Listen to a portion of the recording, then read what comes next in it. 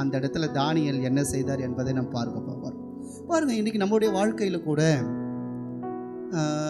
அநேக ஆசீர்வாதத்தை தேவன் நமக்கு தந்திருப்பார். ஆமே சொல்லுங்க பார்ப்போம். தந்திருப்பார். ஆனால் அந்த ஆசீர்வாதங்கள் எல்லாம் தேவனால் வந்தது என்பதை நாம் உணர்ந்து நாம் தேவ சமூகத்திலே நாம் காத்திருக்க வேண்டும். விசுவாசிக்கிறீங்களா? பாருங்க, இன்றைக்கு அநேக பேர் தேவன் ஆசீர்வதிக்கணும்னு சொல்லி கஷ்டப்பட்டு வருவார்கள், தேவனை ஆராதிப்பார்கள், நல்ல உயர்வை தேவன் தந்து விடுவார். ஆனால் ஒரு உயர்வு என்று வந்த உடனே பார்த்தீங்கன்னா தேவனுக்கு சித்தமில்லாத காரியங்கள் இன்றைக்கு பூமியிலே நடைபெற்று கொண்டிருக்கிறது. அன்பு தெய்வச்சனமே, நான் ஒன்றே ஒன்று சொல்லுகிறேன்.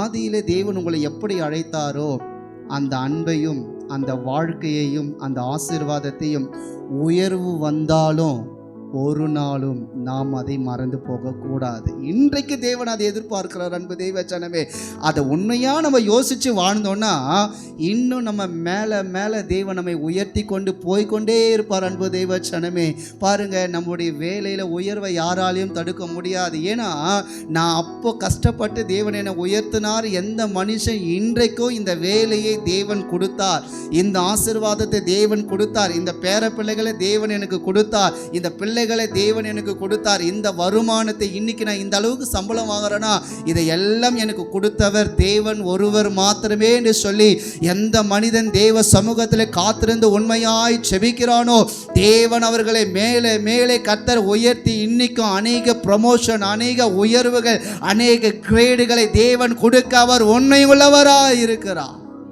இன்றைக்கு அநேக நேரத்தில் உயர்வுக்காக எனக்கு கொஞ்சம் எனக்கு ரெக்கமெண்ட் பண்ணுங்க, ப்ரமோஷனுக்காக நீங்கள் ரெக்கமெண்ட் பண்ணுங்க. நான் ஒன்று சொல்கிறேங்க, கர்த்தர் நம்மளை உயர்த்துகிற இடத்துல நாம் உண்மையாக இருக்கும்போது யாரும் நமக்கு ரெக்கமெண்டேஷன் பண்ண வேண்டிய அவசியமே அல்ல.